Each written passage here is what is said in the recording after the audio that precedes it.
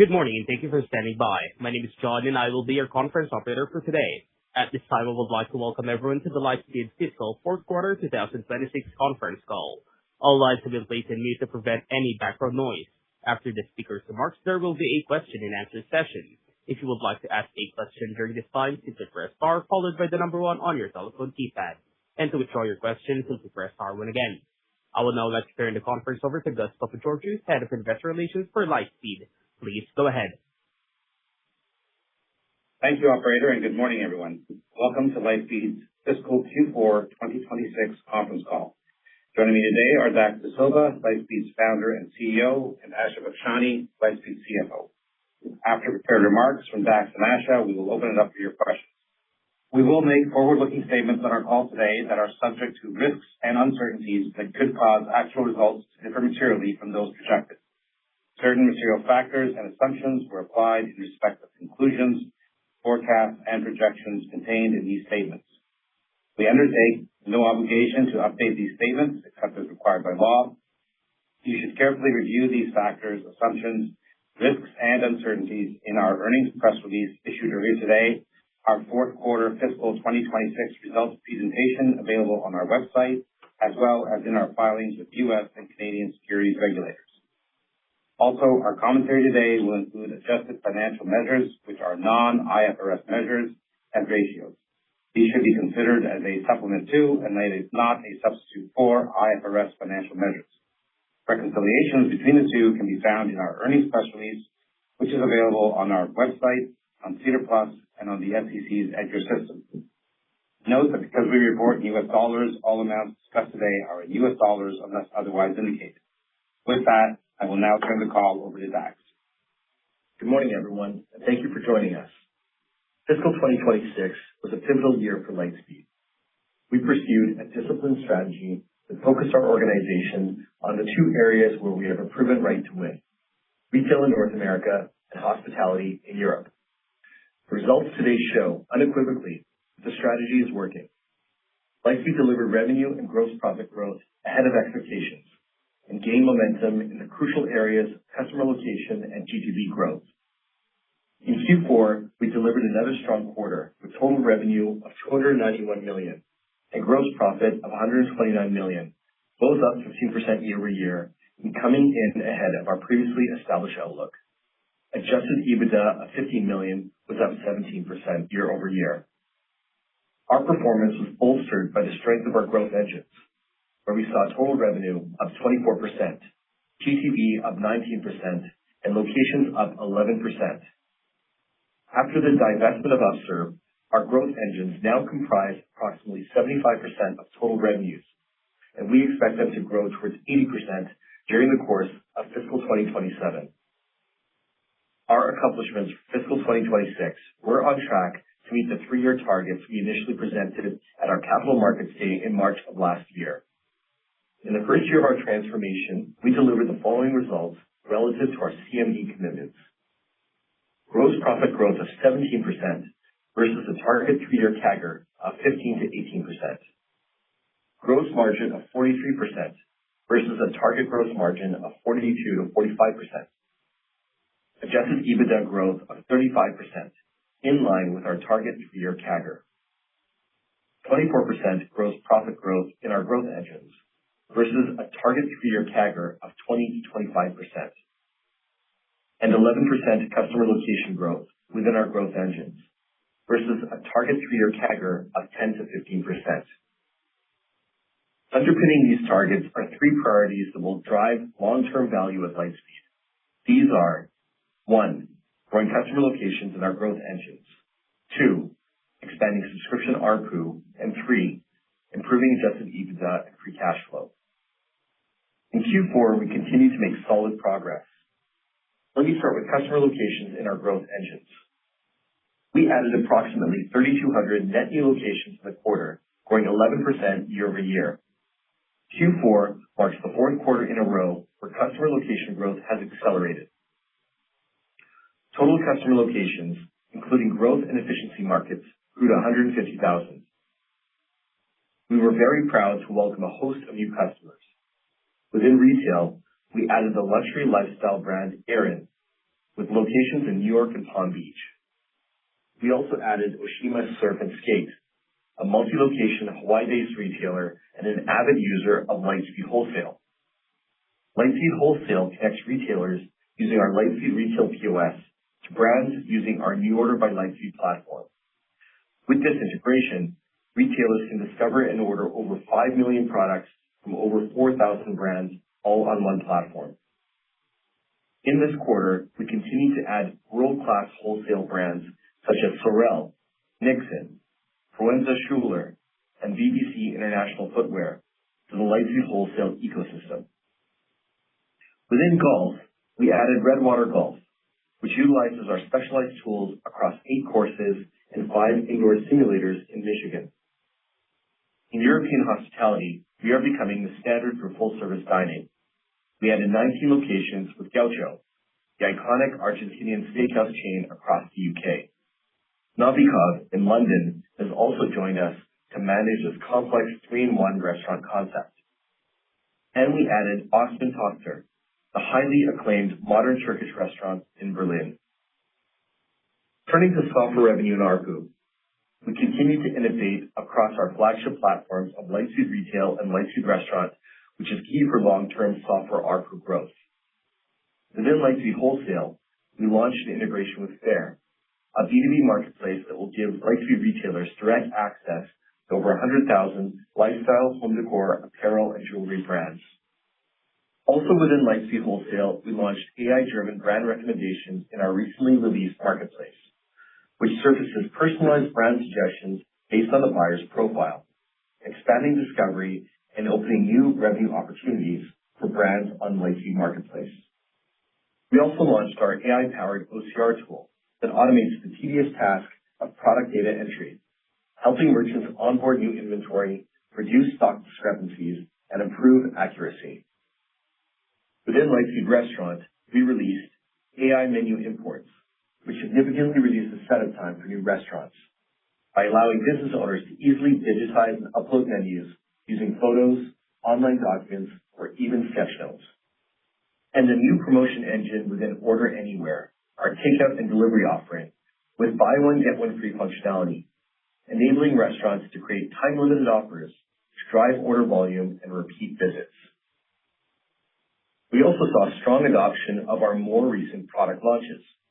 Almost 30% of our restaurant customers adopted Lightspeed Pulse, which provides live data on restaurant operations right to your mobile device.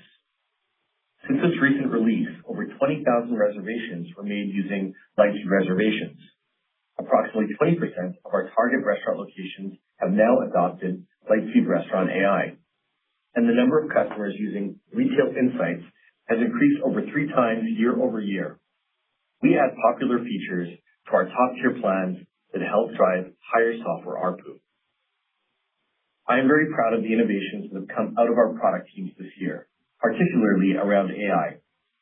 Customers are using our AI agents to drive more productivity out of the Lightspeed platform by delivering tangible results such as getting started faster with seamless onboarding, curating which products to carry in inventory, building an online showroom, or receiving on-the-fly reporting and insights to better understand business trends and opportunities. AI gives Lightspeed the capacity to deliver real product differentiation and sustainable competitive advantage. Every restaurant or retailer has a context and a complexity that is unique to their business. AI helps them solve problems that were previously too tough or too expensive to address, but in order to do so, requires deep native foundational data to solve complex issues such as wholesale buying, inventory management, omni-channel selling, and business operations.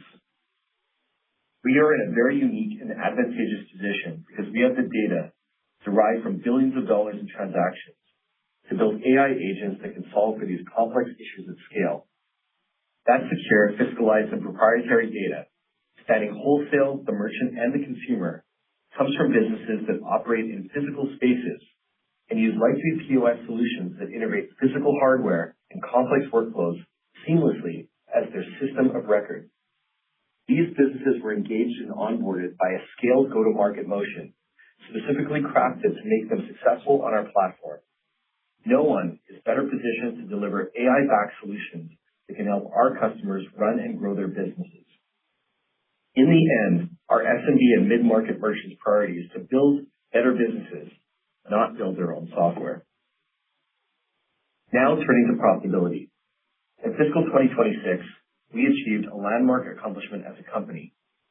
For the full fiscal year, our operations generated $18 million in adjusted free cash flow, a milestone that underscores our commitment to profitable growth.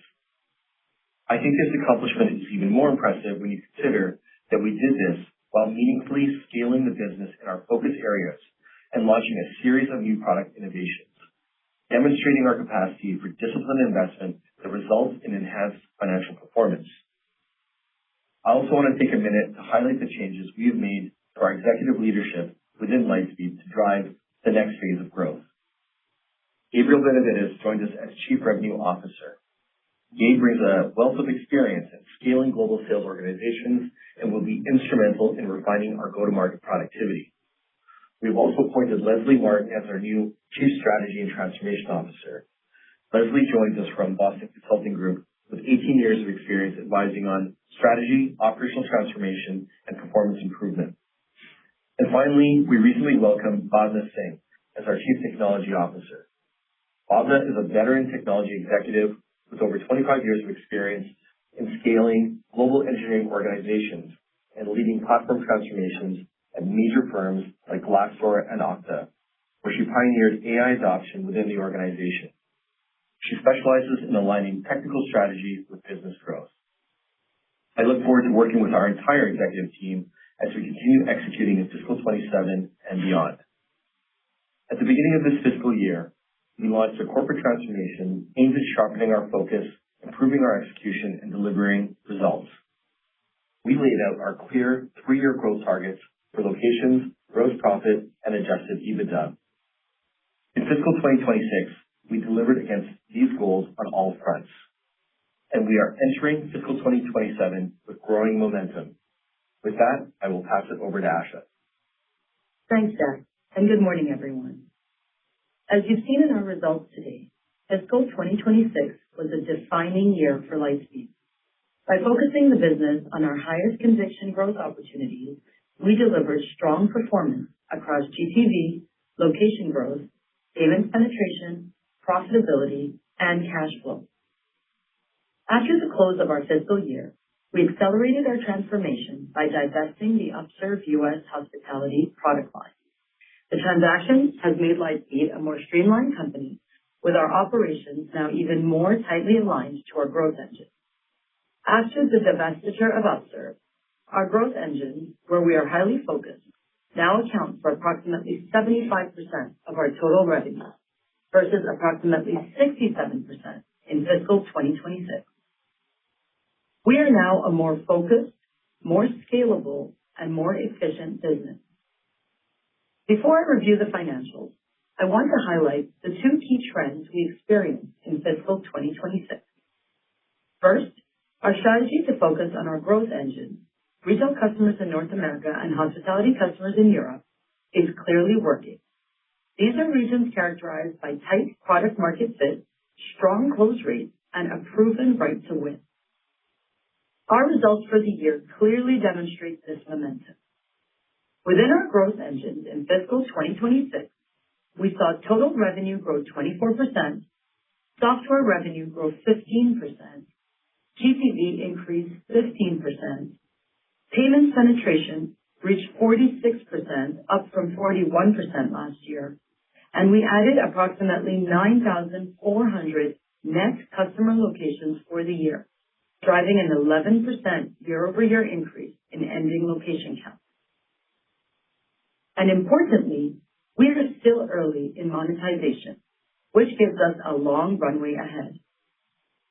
Second, thanks to our disciplined execution, we're seeing the model become more predictable, more profitable, and more scalable. For the full fiscal year across the company, we saw gross margin expand to 43%, up more than 100 basis points from fiscal 2025. Adjusted EBITDA grew 35% to $72.5 million.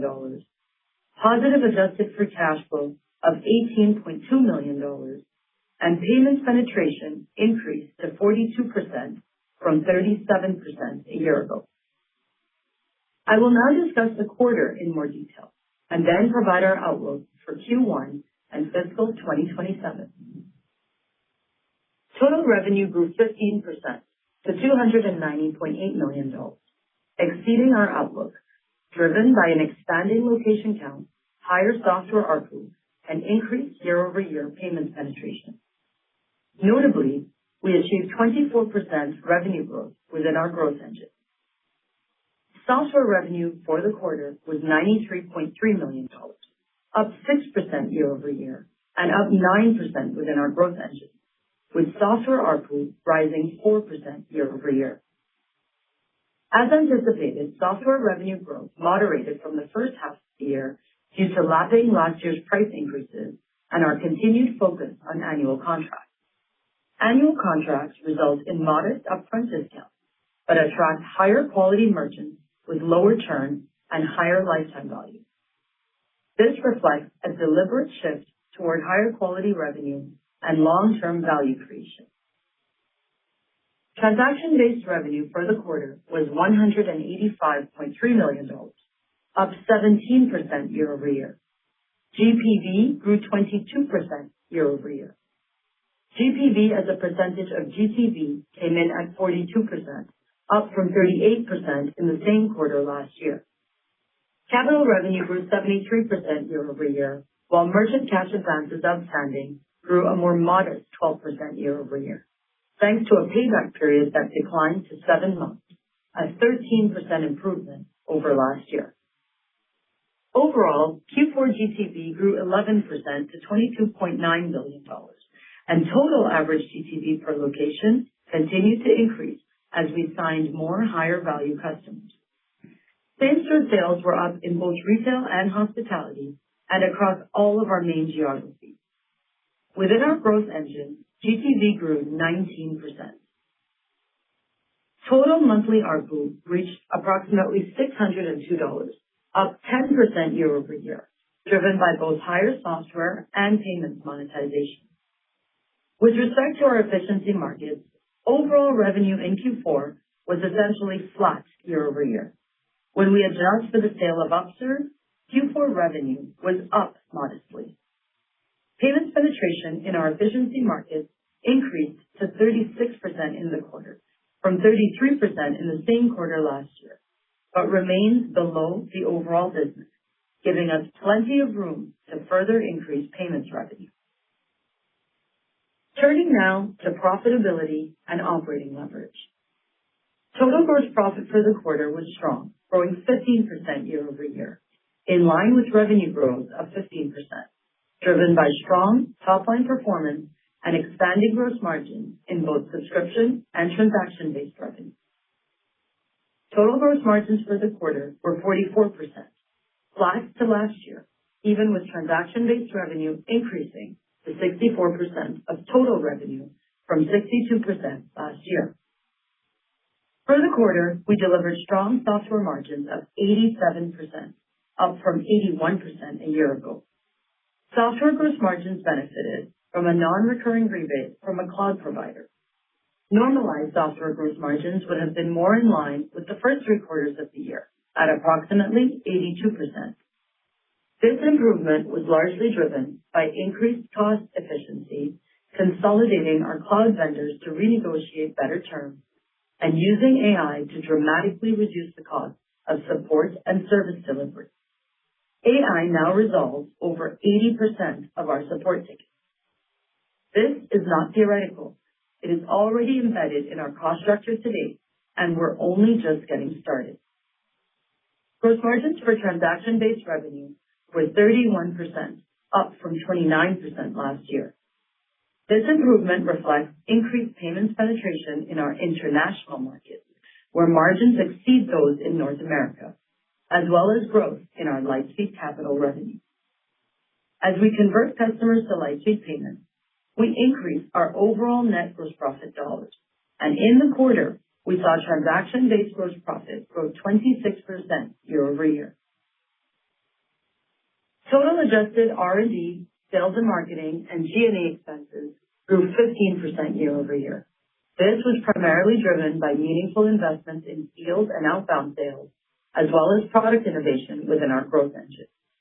In Q4, we made a conscious decision to pull forward additional hiring for our outbound team. As we move into fiscal 2027, we will leverage the investments made last year by deploying AI solutions to further enhance productivity across both R&D and sales and marketing. Adjusted EBITDA in the quarter came in at $15.1 million, increasing 17% from $12.9 million in Q4 last year. This was driven by continued success from our strategic shift and our focus on AI and automation to accelerate operating efficiency. As a percentage of gross profit, adjusted EBITDA was 12%. This level of profitability enables us to continue investing in our growth engine while maintaining strong capital discipline, including funding product innovation, scaling outbound sales, and supporting our capital return priorities. For the year, we generated positive adjusted free cash flow of $18.2 million. We delivered negative adjusted free cash flow in the quarter of $13 million, due almost entirely to timing of working capital. We continue to actively manage our share-based compensation and related payroll taxes, which were $11 million for the quarter versus $11.8 million in the prior year quarter, slightly declining as a percentage of revenue compared to Q4 last year. Turning now to capital allocation and our balance sheet. Our balance sheet remains exceptionally healthy. We ended Q4 with approximately $454 million in cash. Approximately $200 million remains under a broader board authorization to repurchase up to $400 million in Lightspeed shares. Lightspeed's board has approved the renewal of our normal course issuer bid for the repurchase of an additional 8.5 million shares, representing approximately 10% of the public float. Total shares outstanding in the quarter were down 6% versus the same quarter last year, due primarily to the $86 million in shares repurchased and canceled over the last 12-month period. Aside from potential buybacks, our largest use of cash will be growing our merchant cash advance program. There were $118 million in MCAs outstanding at year-end, and we intend to continue growing this high-margin program over time. With respect to M&A, we remain opportunistic in evaluating small tuck-in acquisitions to help accelerate product development. However, large-scale acquisitions are not a strategic priority for us. Our balance sheet remains healthy and positions us well as we continue executing against our strategic focus. Looking ahead to fiscal 2027, divesting Upserve allows us to better focus on our growth engine, expand our gross margin, and has relatively minor impact on adjusted EBITDA. This is structural improvement in the business, not short-term optimization. Before turning to our fiscal 2027 outlook, please note that the only update we're making to our 3-year target is to incorporate the divestiture of Upserve. You can refer to the outlook section of our press release for more details. On a consolidated basis, we expect our 3-year fiscal 25 to fiscal 28 gross profit CAGR of 15 to 18% to remain intact, but we will report numbers excluding Upserve for comparability going forward. With the Upserve divestiture, we expect total gross profit of approximately $665 to $685 million in fiscal 2028 versus our initial guide of $700 million before the divestiture. Excluding Upserve from historical financials results in a target gross profit CAGR between fiscal 2025 and fiscal 2028 of 16 to 17%. We also expect gross margins to now be in the range of 43 to 46%, an improvement from our original estimate of 42 to 45%. We expect adjusted EBITDA to be approximately 20% of gross profit by fiscal 2028. Excluding Upserve from historical financials results in an adjusted EBITDA CAGR between fiscal 25 and fiscal 28 of over 50% versus the 35% we presented at Capital Markets Day. In terms of free cash flow for fiscal 2028, we now expect adjusted free cash flow of approximately $95 million, a slight decrease from our original outlook of $100 million, again, due to the divestiture of Upserve. Our outlook for our growth engines does not change.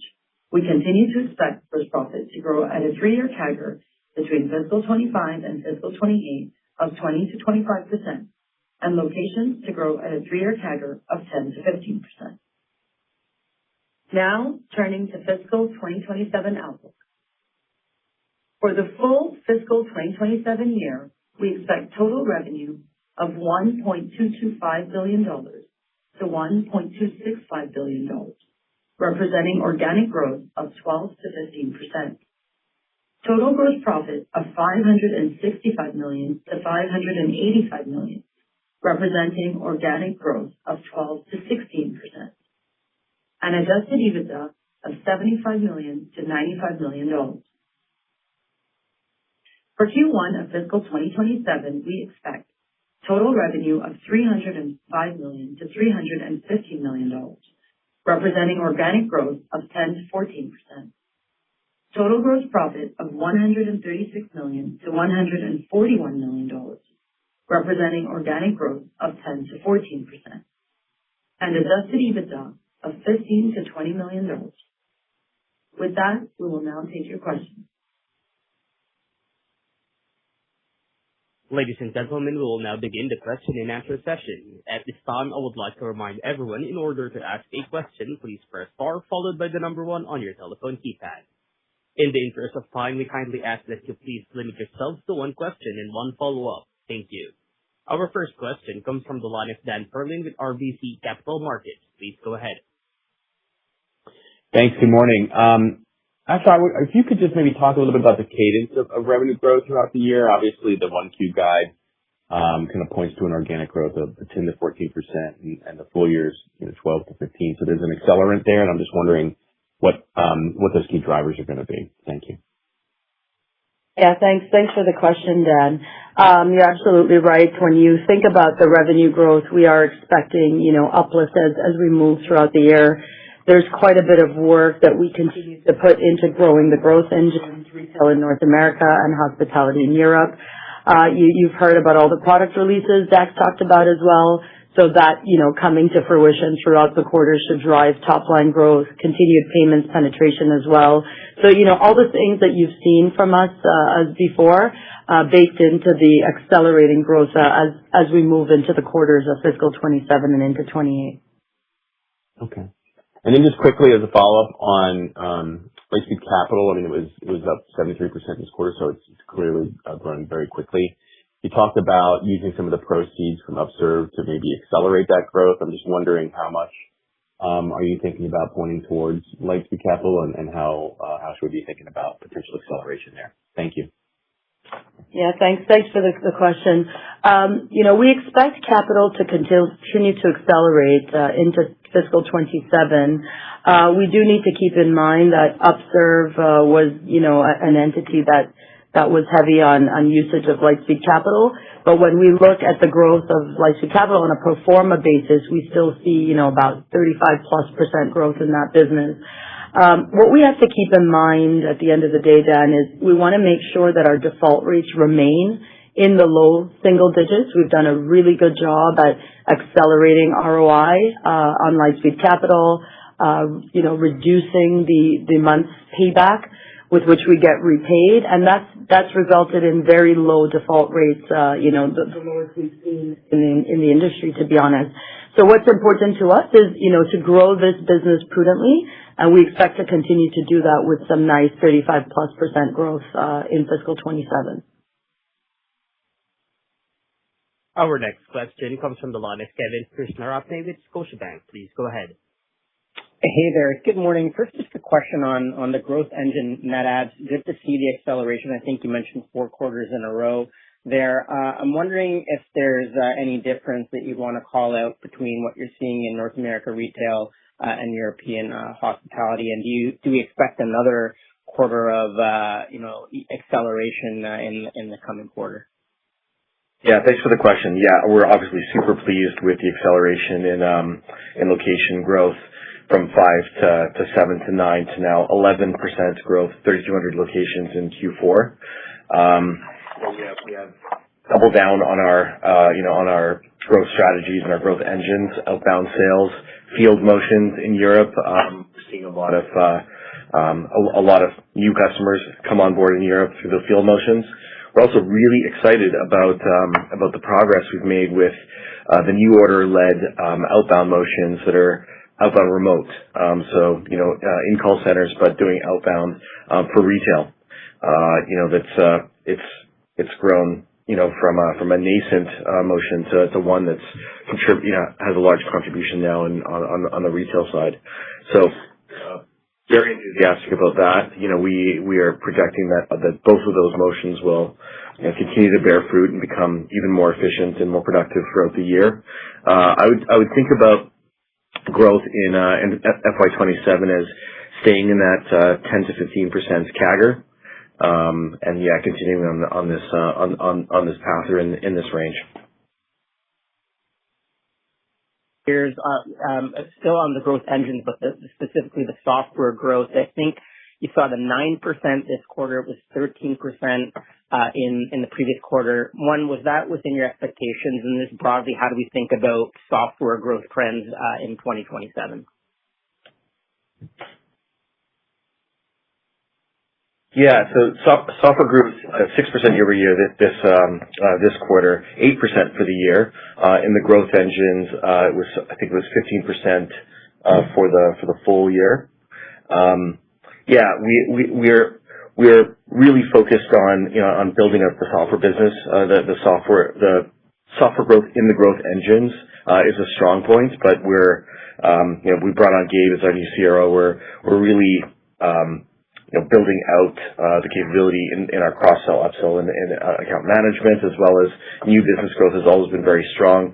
That's supported by a lot of the product innovation that you're seeing. There's a strong cadence of product release velocity, a lot of innovation on AI. We published some adoption stats,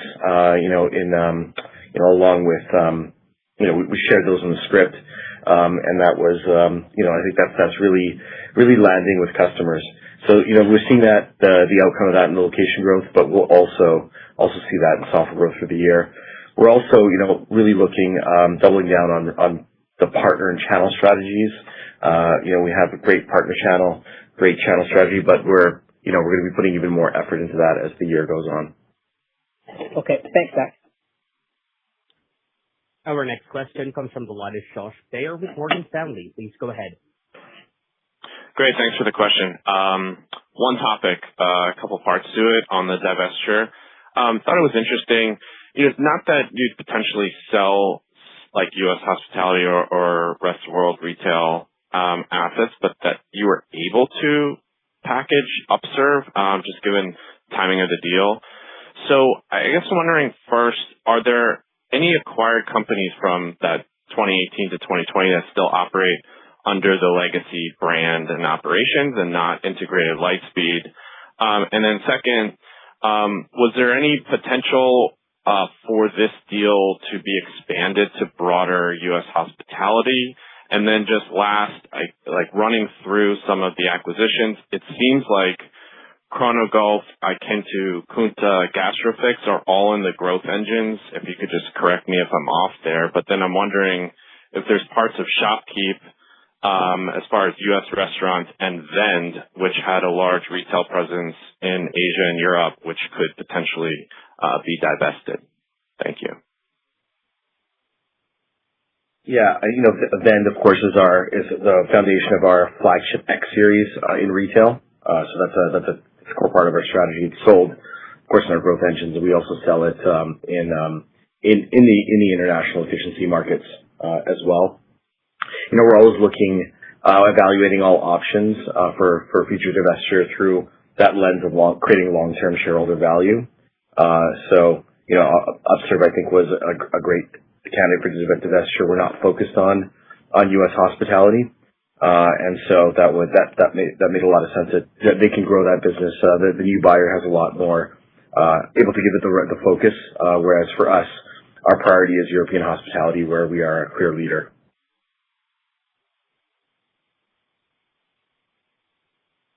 Our next question comes from the line of Martin Toner with ATB Cormark Capital Markets. Please go ahead. Good morning. Thank you very much for my question. Just looking at the 25 to 2028 targets, can you kind of walk us through the change to 20% growth in gross profit? Is it just a function of the divestiture? And can you kind of talk about how location growth being stronger helps you guys meet those goals? Yeah, thanks for the question, Martin. Yeah, all of the capital markets day guide adjustments we made are solely to take into account the divestiture. So the 20% of gross profit target that we outlined for adjusted EBITDA is only simply factored to remove the gross profit and the EBITDA contribution of Upserve. So that's totally accurate. When I look at that location growth in the quarter, it makes your 2027 rev target based on the organic growth look kind of conservative. Can you guys talk a little bit about that? And if you agree it's conservative, why were you conservative? Yeah. There are several factors at play here, Martin. As you heard from us in our prepared remarks, the macro was strong in fiscal 26, both from a same-store sales perspective and from an FX perspective. And, EMEA hospitality specifically, we have a pretty thriving business there. Our guide takes into account the factors that are in our control, which means that if the macro continues strong, that will land well for us. And if it doesn't, we're confident that we're going to hit those numbers in the guide. I think that's really the main factor that's causing a slight discrepancy in what you're looking at. That's great. Thanks very much.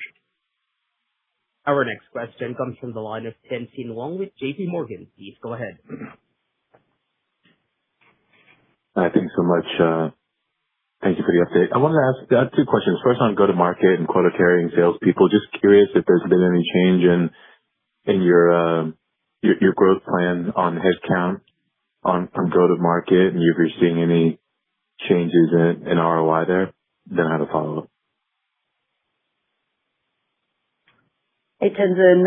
Thanks for the question. We're continuing to double down on growth in our growth engines in retail North America, hospitality in Europe. Outbound is a big part of that strategy, and as we open new markets, we're looking to grow our headcount in those markets. We are very, very prudent on the metrics that we track, however, to ensure salesperson effectiveness so that we can ensure profitable growth. And, you see that in the growth in EBITDA. Some of the key metrics we track from a sales perspective are, per seller productivity, quota achievement, CAC, payback, all the things that you would imagine. We even look at customer outreach volume, demos, booked, leads, disposition. And we have seen a swift impact from the launch of these outbound motions in our growth markets. And where that seller effectiveness is going super well, we will double down and pivot from areas where, they're less effective. We're definitely optimizing these motions as part of the foundations for sustainable growth. Okay, great, perfect. And then maybe for Dax, just thinking about product roadmap and velocity. I'm curious with all this AI stuff changing, and definitely seems like a bigger focus on product velocity, especially from the larger incumbent processors. Has that changed your strategy in any way? I'm curious just to hear your riff on big picture product roadmap, product velocity, and where you're focused. Yeah, if you look at the products released this quarter, almost all of them are AI powered. Lightspeed AI has been a really big launch for us across retail and hospitality. We're seeing great adoption. We're starting to really really double down on building the agentic workflows, particularly as we build out wholesale buying within NuOrder, within the wholesale platform. We brought on Bhavna Singh as our new CTO. She's built, done incredible agentic work at Okta, and is going to be, working with John Shapiro, our CPO, to really build out that AI roadmap. I think the reality is that the complex SMBs and mid-market merchants that we serve, they have laborious, tedious workflows that require a lot of time, a lot of staff, like wholesale buying. We're sitting with customers now, watching them in their buying processes. It can be well served by agents that we're doing, offering them options for assortment, for negotiation, for all the different aspects that require all of the data that Lightspeed brings together, all the foundational data across wholesale, the merchant, and the consumer. We have a view across all of that, which is very, very unique in the market, since we have all those components, with the wholesale platform, with the retail POS platform, and with all of the consumer payments piece. And so we can bring that together in a unique way and craft a workflow that benefits from the visibility across all of that proprietary and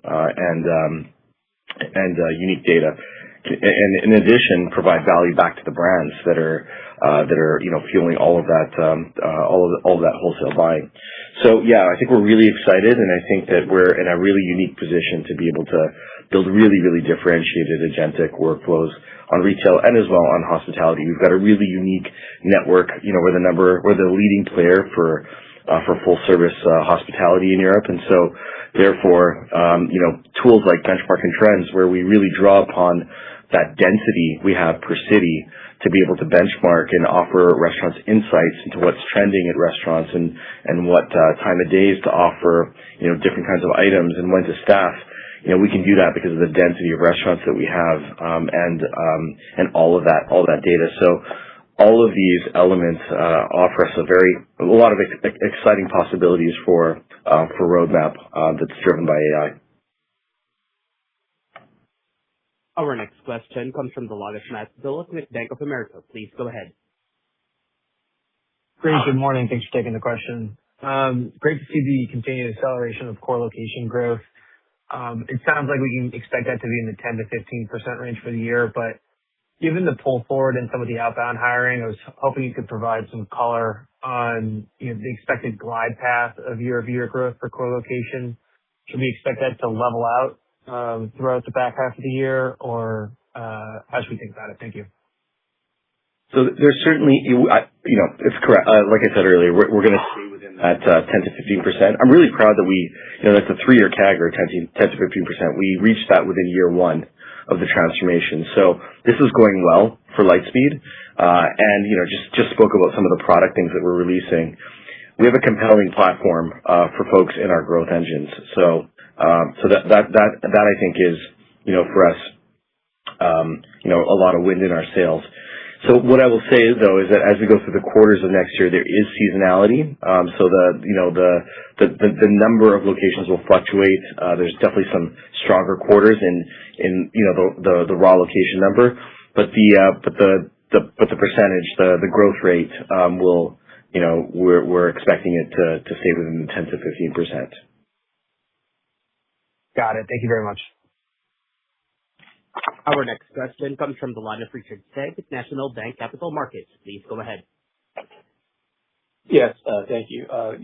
Good work on the locations here. I was wondering if you could maybe help us understand the mix of those wins from, let's say, new logos versus expansions or anything related to sort of price, just to give us a sense of what that would be.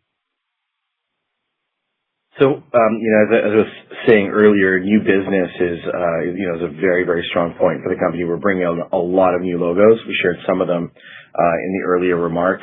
Of course, a lot of our customers are multi-location, and so it's restaurants adding additional locations, it's retail stores adding additional locations. But I believe the vast majority of locations is coming from new business, new logos. Okay. And with respect to sort of the outbound, I think last quarter you had 150 reps. As you sort of look at these new wins relative to the install base, how is that sort of LTV to CAC trending kind of in contrast? Like, are you seeing, increasing efficiencies, by the numbers you're putting up here, or maybe give us some sense of how that's playing out? Yeah. Hey, Richard. Thanks for the question. As I said earlier, we do track LTV to CAC very closely. And, as you would expect, our outbound motion drives better LTV to CAC than any other motion inside the company. If you think of feet on the street, an outbound rep is walking into a restaurant, hand choosing the restaurant based on, the lifetime value or the GTV of that restaurant. And so, definitely the best motion from an LTV to CAC perspective. So we're really happy with the progress we're seeing there. And, in Europe, hospitality in particular, where feet on the street is super popular, we are, entering new cities, et cetera, with that motion. Our next question comes from the line of Andrew Hart with BTIG. Please go ahead. Hey, thanks for the question. Asha, could we just kind of get the latest thoughts on payment penetration? Just thinking about where it can get to this year and longer term. I know in the past there's been some contractual holdups on the ability for people to take Lightspeed payments. So we'd just like to hear where you see opportunities to continue pushing the payments penetration number higher. Thanks for the question, Andrew. Payment penetration increased to 42% in Q4, up from 38% a year ago. For the full year, payment penetration was in the 42% range versus 37% the year before. Something to keep in mind is that once we remove Upserve, which, we did divest at the beginning of this quarter, payment penetration is slightly under 40% for the company. Still 46% in the growth engines. So when we think of opportunity, there's opportunity everywhere, still a ways to go, which is, we expect quite a nice uplift in payments revenue from that opportunity. When I think about the efficiency portfolio or the rest of the world portfolio, that's where the biggest opportunity lies. The payment penetration is lower than the growth portfolio. And so when we think about things like the non-solicit, et cetera, that we've been talking about, we're seeing a lot of those things come up to the end of their contracts and, are ripe for the taking from a payments perspective. We're undertaking several efforts in fiscal 27 to convert both the back book and continuing to add new locations on payments, going after the back book more aggressively. We've taken care of a lot of the friction points that merchants had in the past through product enhancement. So we're really confident that we're going to move the needle on that in the coming quarters and years. Thanks. And then, Dax, following up on some of the questions earlier about bringing AI to your customers, I guess, can you just talk a bit about what the appetite of these SMBs are to add AI? Are they curious to do it themselves, or do they want to look to you as their POS provider to integrate around that? And then if you could also talk about, is there any ROI or tangible evidence or return you can point us to of why they want to be adopting it? And then how do you plan to really think about monetizing it longer term as well? Thanks. Yeah, I think it's because we house all that proprietary data, we can give insights that other AI tools wouldn't be able to. And it's not just that we have visibility into their retail POS data. We have also all that data from the wholesale buying piece with the brands, as well as all of the payments transactions, and then we have comparative data, with all the other merchants that are similar or in other verticals or in geographically. So we can provide a lot more insight than a general AI tool can that's looking at general information out in the internet. So we can provide compelling reasons to want to use AI. And I think what we're seeing is, I'll just give you one example. We've seen a threefold increase in the use of our insights tools, which we're now extending with AI, and people are starting to use reporting in a very different way and access those insights in a very different way. They can do that in a natural language way. So if they're a newer business owner, or they don't know how to ask for, or they don't know how to look for a type of report, they can ask that in a natural language way, and we can create a visualization for them that's exactly what they had in mind, as opposed to knowing how to navigate a reporting product or knowing how to build a custom report.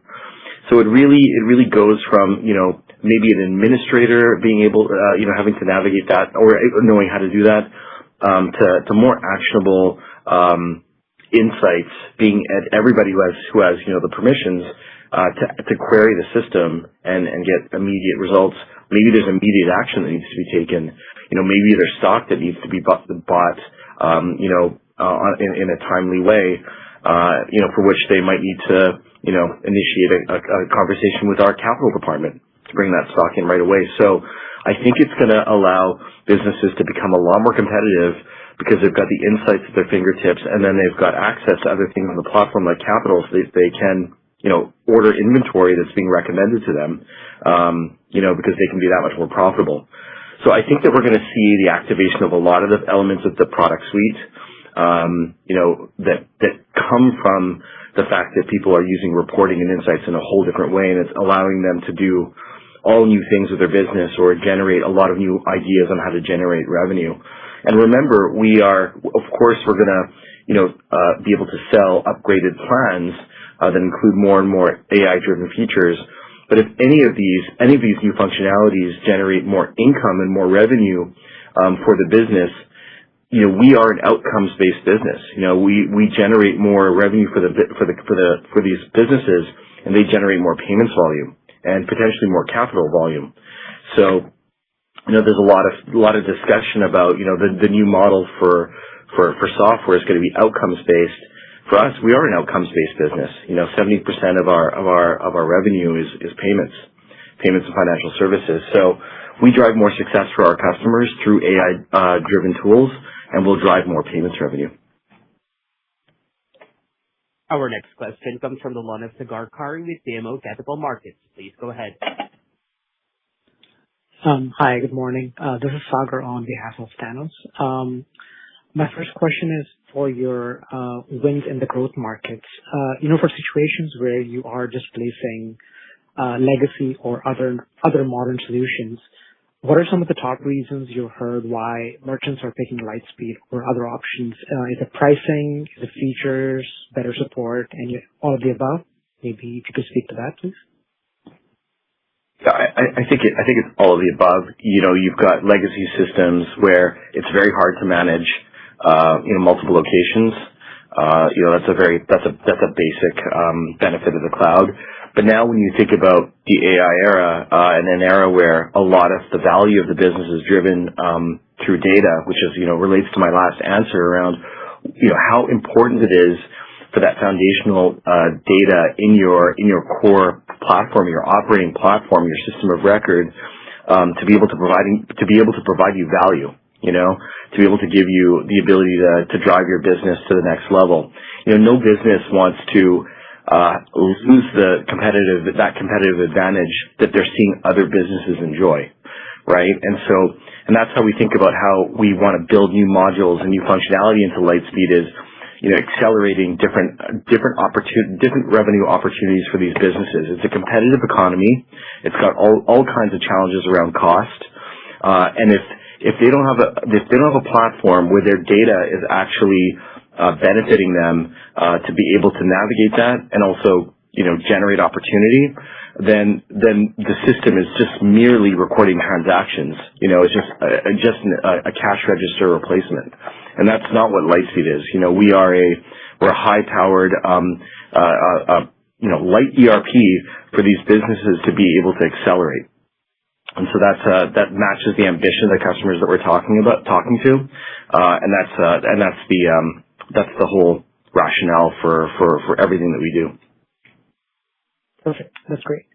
And just switching to a question that's maybe a bit topical for the coming months, with the World Cup coming up, how are you thinking that may impact your hospitality GTV for the summer months? And just generally, how is the health of your end markets?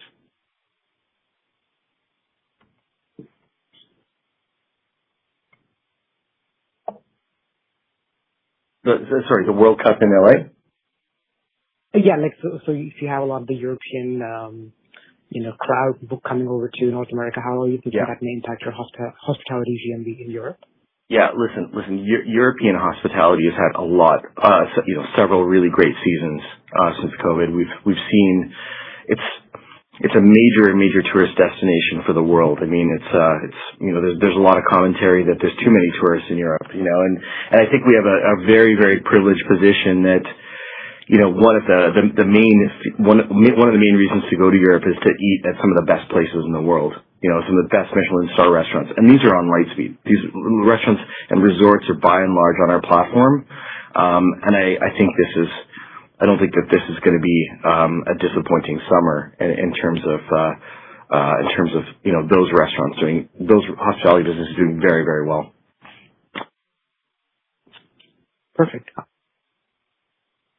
Our next question comes from the line of Lemar Clark with Freedom Capital Markets. Please go ahead. Hey guys, good morning. Thanks for taking the question.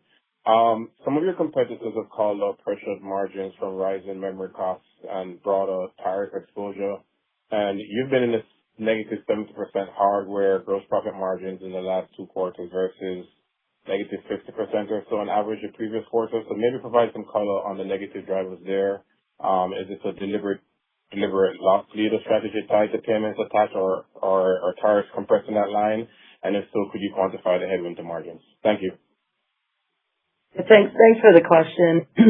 We have not actually seen a big impact inside our business from a tariff perspective. The negative margins are really due to discounts and incentives that we provide to encourage new business, just given the competitive nature of our industry, and also, the payment terminals that we provide to assist customers in transitioning to our unified payments and POS offering. So it's quite normal for hardware to be generally discounted to facilitate the adoption of our other revenue streams. But having said that, we are not happy with the level of discounting that we saw in the last couple of quarters, and we are implementing and have already actually implemented measures that we expect will improve those margins in F27. But no real impact felt inside the company from a tariff perspective. Okay, thanks guys. Our next question comes from the line of Suthan Kumar with Stifel. Please go ahead. Good morning, and thanks for taking my questions. For the first one, I wanted to touch on New Order. I believe you mentioned some progress on the outbound side of that business, but it does feel like there are a number of levers, early day levers here with this opportunity. Can you speak a little bit about what your priorities are for investment this year, and how should we think about impact and contribution from New Order over fiscal 27? Yeah, the New Order effort is really firing on all fronts. If you looked at some of the product announcements, that were in this quarter, integrating Fair, bringing 100,000 new, brands to the platform, millions of products, as well as AI-driven recommendations. The outbound has just been a star. I think we talked about last quarter how we were pulling, but you were pulling some dollars from this quarter into last to hire ahead for those retail outbound folks. They're highly efficient. They're calling some of the leads provided from some of the brands, new brands that we're signing, like Carhartt, and we've signed a number of great new brands this quarter, like Sorel and Nixon. So a lot of amazing progress, and I think that we really believe in that outbound model, for retail. I think that we'll continue to monitor it, continue to monitor all the metrics and all the seller metrics around it. And I think that we'll continue to grow this team and grow investment in that New Order led outbound motion. Okay, great, thank you. And just on the growth engines, it looks like you guys are hitting your stride there with the improving organic growth visibility. How do you look at market expansion overall from that lens? Do you see opportunity to expand into net new geos and verticals over time? Yes, absolutely. Our growth engine growth honestly is what we're seeing is structural. It's not cyclical. We had revenue growth of 24% in the growth engines for both the quarter and the year. And we're really excited about the traction we're seeing there in both of those markets, NOAM retail and European hospitality. We have strong product market fit, the highest close rates across the company, and increasing attach of both payments and capital. So lots of opportunity. Like I said in the prepared remarks, we're still early in monetization, and we expect that we're going to continue to take advantage of that TAM. And yes, we are growing, opening a couple of new geos this year. Thank you. Ladies and gentlemen, that concludes our Q&A session. I will now turn the call back over to Gus for closing remarks. Great. Thanks, everyone, for joining us today. We will be around all day if anyone has any follow-up questions, and we look forward to speaking to everyone on our next call when we report our fiscal Q1. Have a great day, everyone. This concludes today's conference call. You may now disconnect your lines.